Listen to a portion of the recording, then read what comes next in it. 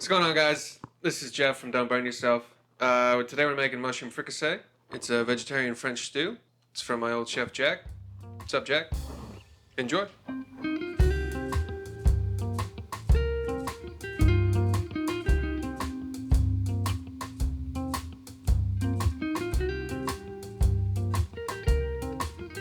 Mushroom fricassee. It's dank. What you want it for? Any kind of cold weather. Or you can have it in the spring. I'm gonna do a shot. The goddamn miserable place this is.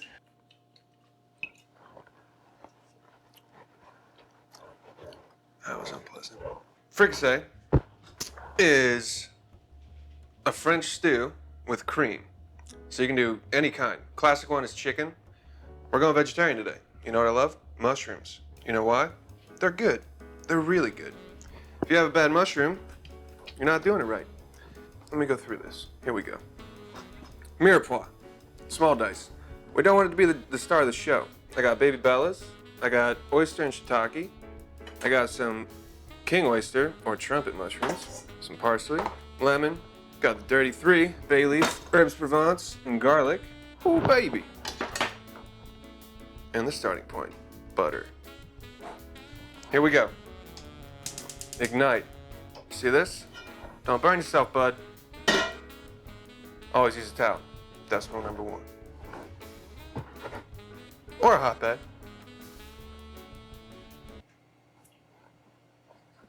So here, we're getting all kinds of dreamy. Melting our butter over medium heat. You don't want it too high. You don't want to saute the veg. We're gonna sweat it. That's where you don't add any color. You're just cooking it till it's translucent, bringing out the flavor. I had an old sous chef that used to say you can't sweat without salt. And that's, I think, like super important to do while you're cooking, is the flavor and season throughout. So I'm just gonna do a quick pinch of salt. The reason I don't do the mushrooms first is they're gonna brown anyway. They're gonna release the liquid. You want that, it's all flavor. But I'm doing it gently. I want the texture to still be there. After those two, you wanna add your herbs, your spices, your garlic, because it's gonna season everything throughout. It's a process called blooming. You want to bloom your herbs and spices so that you get that deeper flavor.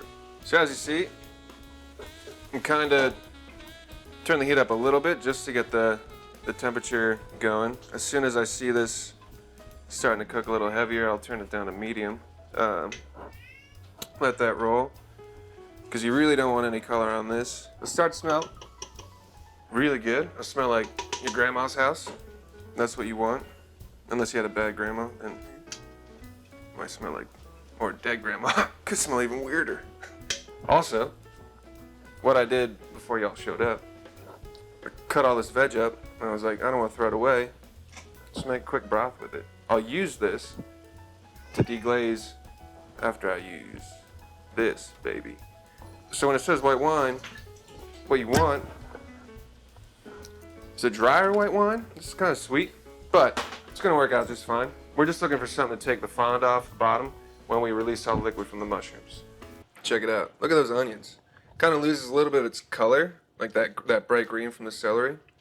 Carrots are kind of looking like the kind you get in your middle school cafeteria. And your onions are translucent. That's what you want.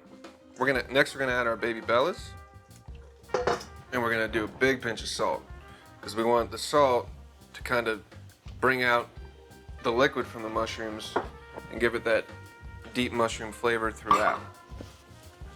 Mushrooms are cool when you start cooking them and they start releasing that liquid. They make this cool, really just like wet, sloshy noise. You'll hear it, but it's like,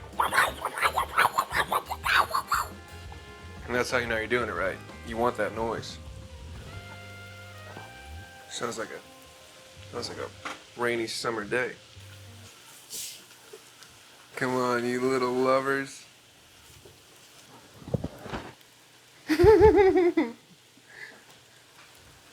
How's this cooking? The mushrooms will start squeaking at you like a herd of mice, or a flock of mice, or a murder of mice. You hear them kind of whistling, maybe? And then, yeah, it's that.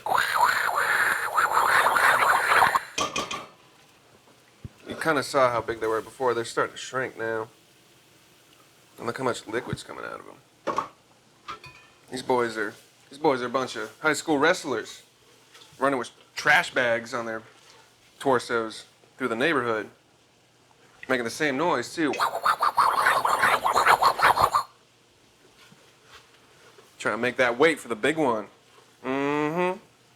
All right, so we're getting to a good point. Starting to see our mushrooms went from this to that. Next, we're gonna roll in the oysters, the shiitakes. All right, so we got our mirepoix in there.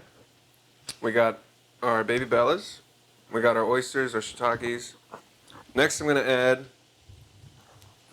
our trumpets. And these I'm not gonna cook as hard. I just want to have these to kind of make it look pretty, and maybe float on the top. I turn my heat back up. I'm trying to cook this a little faster because the kids are hungry.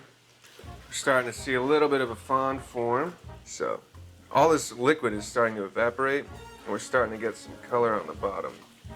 The longer I cook it, the more it'll get crusty, which is perfect. Don't be afraid of it. All right, so we're sweating. Here we go. Herbs Provence. It's lavender, thyme. Look it up. Do you wonders. You might learn something. Garlic, sliced garlic. I like to chew on garlic. Bay leaves. I don't think these are dried. Either way, dried or fresh, it's gonna be great. You ready for this? Here we go. Ba-ba-bam. Who said that? Ba-ba-bam. Porky Pig Emerald Lagasse. That's what I'm saying, baby. Now it's getting crazy. It's starting to smell like Thanksgiving. At your mom's house, my broth is literally boiling over into a burning abyss of hatred towards me. But when you neglect it, that's what happens. It smells good. It smells real good. Give it. Don't get too close. Not trying to exfoliate. Here's what we're working with. We got them herbs. We got that garlic.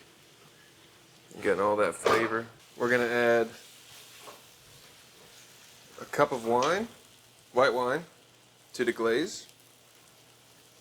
You ready for this? Not as impressive as I was hoping. Oh! Should have done that side. What we're gonna do next is we're gonna reduce this wine down to au sec. Au sec's a point where you basically just see bubbles floating on top. It's like cooking it down till there's almost no liquid left. Here's what we're doing. Remember when I added that wine and it looked like it was too much wine? Baby, we're almost dry. We're gonna need a refill. Bartender! Next step, I got this cool broth working. Strainer, broth, risky move, Cotton. But we're doing it. Going to a dodgeball match with a gray t-shirt. We're gonna reduce this down too. Give it that flavor of all the things we've been using. Now we're cooking on high, because we're not trying to waste any more time. Reduce. And the only time we're gonna turn it down is when we add heavy cream. We've probably been cooking this for about 20 minutes. I may have added too much broth, or it may have encouraged the mushrooms to release their final sweats before they were done. But here's what we're rolling with. It's on high heat. It's kind of looking good. You really want to reduce your wine to au sec. With the broth, you really want to reduce it by half. So I probably did 2 or 3 cups of the broth that I made just from the scraps. And it's getting, you can see, like, I'll show it here without steaming you out. It's starting to get back to its like original state. So we're at a good spot. I mean, you concentrated the flavor of your broth. You have that deepness. You can taste it. And now what you're tasting for is like, is it salty?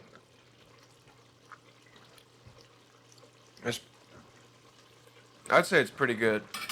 As a dish like this for vegetarian purposes, and this is a fat boy vegetarian plate. Like, we're not really sparing anything. I would just serve it kind of looser.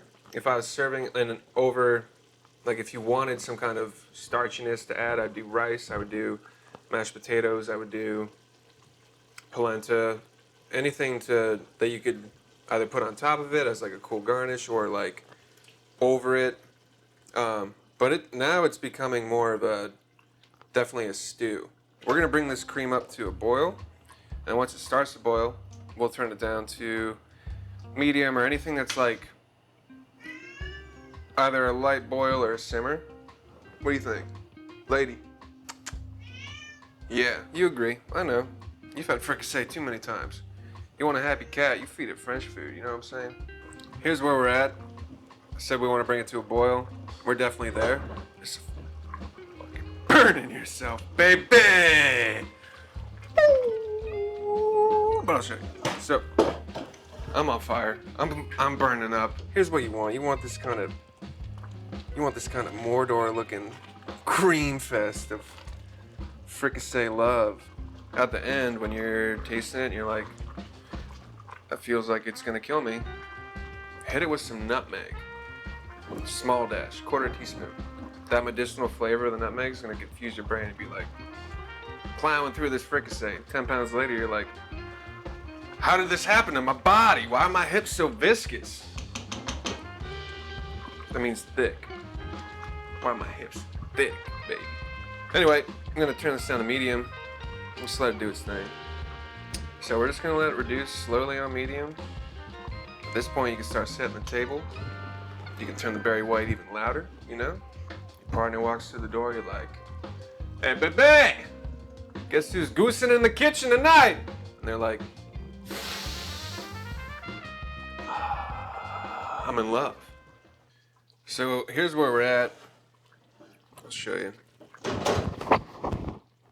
Don't burn yourself, bud. You can kind of see the cream's gotten thicker. I would say to serve now, we're at a good spot. Remember to taste. You're gonna go in. Here's what we're looking for too. Coats the spoon. Means it's pretty well reduced.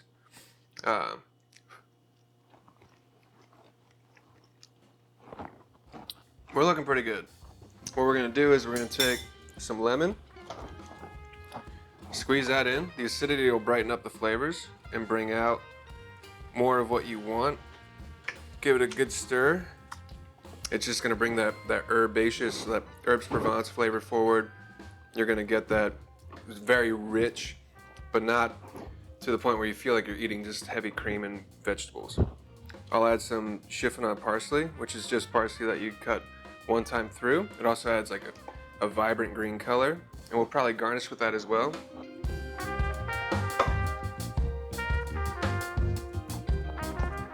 And if you want, you can do a couple fresh cracks of pepper on it. That'll activate your taste buds a little bit more too. Parsley. And there we go, baby. A little mushroom fricassee. Vegetarian option, very hearty, very rich, but so good.